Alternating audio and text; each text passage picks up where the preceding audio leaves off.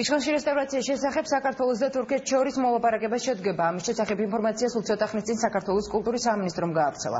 უწყების ცნობით 12 აპრილს ანკარაში თურქეთის რესპუბლიკის კულტურისა და ტურიზმის სამინისტროში ოფიციალური შეხვედრა გაიმართება. დაგეგმილია საქართველოს კულტურისა და ძეგლთა დაცვის მინისტრის პირველი მოადგილე მარინე მიზანდარის თურქეთის რესპუბლიკის კულტურისა და ტურიზმის სამინისტრის მოადგილე ოზგურ ოზალსთან შეხვედრა, რომელსაც თურქეთში საქართველოს საელჩოს წარმომადგენლებიც დაესწრებიან.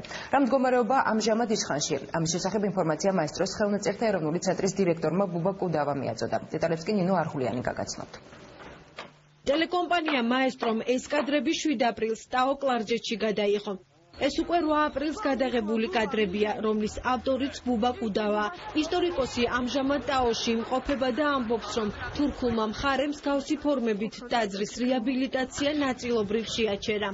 შეერებულია იატაკის დონის დადაბლების პროცესი და გამოტანილი მიწის მასის გადაყრა, რაც მიმდინარეობდა გუშინ წინ.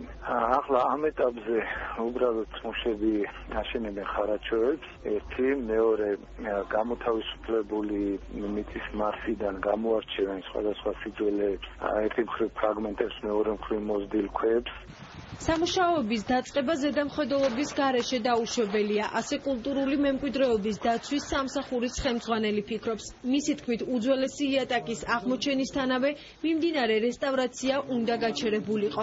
იქ არის დანაკარგები, იქ გამოჩნდა ახალი იატაკი, ძალიან საინტერესო იატაკია, დეკორატიული ფერადოვანი, რომელსაც უკვე გასვენის შემდეგ საფრთხე ემუქრება, ვინაიდან მას მოწივდა ის ფენა, რომელიც მას ასე ვთქვათ ისავდა და მას დღეს ემუქრება როგორც მექანიკური დაზიანება, ისე ატმოსფერული ნალექებისაგან დაზიანება, თუ არ მოხდა შესაბამისი დაცვა. ჩვენი სამინისტროსა და თურქეთის კულტურისა და ტურიზმის სამინისტროებს შორის შეთანხმების შედეგად ამ შეთანხმებაში მონაწილეობას ღებულობენ საგარეო საქმეთა უწყებები ორივე ქვეყნის.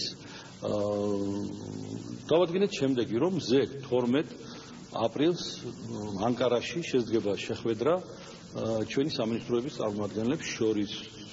საქართველოს მხარეს წარმოადგენს მარინე მიზანდარი, რომელიც შეხვდება თავის თურქ კოლეგას.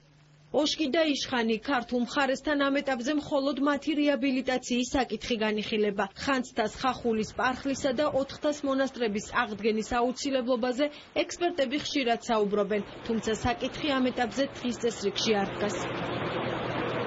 ტაო კლარჯეთი პირველი გაჩერება დოლის ყანის ტაძარი. სანთლებს ქართველი მომლოცველები მოლას ლოცვის ფონზე ანთებენ. ამ ტაძარში წირვა-ლოცვა უკვე დიდი ხანია აღარ აღევლინება. ადგილობრივები ამბობენ, რომ მომლოცველები საქართველოდან ხშირად ჩადიან. ამბობენ იმასაც, რომ გასულ წელს ჩამოშლილი კედლის აღდგენა ამ დრომდე არ დაწყებულა. აქ საათი იყო, მოიპარეს და წაიღეს, რის გამოც კედელი ჩამოიშალა. ყველაფერი კეთდება იშხნის რეაბილიტაციისთვის, თუმცა აქ ჯერ სპეციალისტები არ მოსულა. პარხალის ტაძარი დაკეტილია. ტაძრის გარე ფასადზე ქართული ორნამენტებია აღბეჭდილი. რამდენიმე წლიანი პაუზის შემდეგ ადგილობრივები ტაძრის კარის გაღებას ქართული დელეგაციისთვის თანხმდებიან. მართლმადიდებლური ტაძრის ნაცვლად ახლა აქ მეჩეთია. როცა გარე წვიმს, დაზიანებული სახურავის გამო შიგნითაც წვიმს. ჩვენი ძალებით ყველაფერი გავაკეთეთ, რაც შეგვეძლო. ოქროს მაძიებლების კვალი ყველაზე მეტად 400 მონასტერს ეტყობა. გადათხრილია საძვალე, ასევე ტაძრის შიდა და გარე ფასადი. ეს ერთ-ერთი ის იშვიათი შემთხვევაა, სადაც ქართველი მომლოცველები გვხვდებიან. მათ შორისაა ისტორიკოსი ბუბა კუდავაც. ყოველი დღე ამ ძეგლებისთვის არის უკან გადადგმული კამეთი. 2007 წელს ძალიან კარგი ნიშანი მოგვცა ხანძთის მონასტერმა, მაგრამ ეს ნიშანი ჩვენ ვერ გავიგეთ და ვერ წავიკითხეთ. ჩამოიქცა გუმბათი, რითაც გვითხრა ხანძთამ, სათავეა აქ სამონასტრო მშენებლობისა, ხო? გვითხრა, რომ იგივე შეიძლება თავისუფლად მოხდეს ყველა სხვა ძეგლის შემთხვევაში. ტაო კლარჯეთში ჩვენი ჩამოსვლა ალბათ განსაკუთრებით მნიშვნელოვანია იმით, რომ აქაური ტაძრები მოკრებულია ქართულ ხმას, ქართულ საგალობელს. პირველად ვარ ჩამოსვლილი, ჩემთვის ძალიან მნიშვნელოვანია თუნდაც დღევანდელი დღე, იმიტომ რომ არის ხარება. ტაო-კლარჯეთში არსებული ძეგლების რესტავრაციის საკითხთან დაკავშირებით თბილისში კულტურის მინისტრს ვკითხეთ. გურამოდიშარია ამბობს, რომ ოშკისა და იშხნის რესტავრაციის პარალელურად მოლაპარაკების პროცესში სხვა ტაძრების რესტავრაციის საკითხიც განიხილება.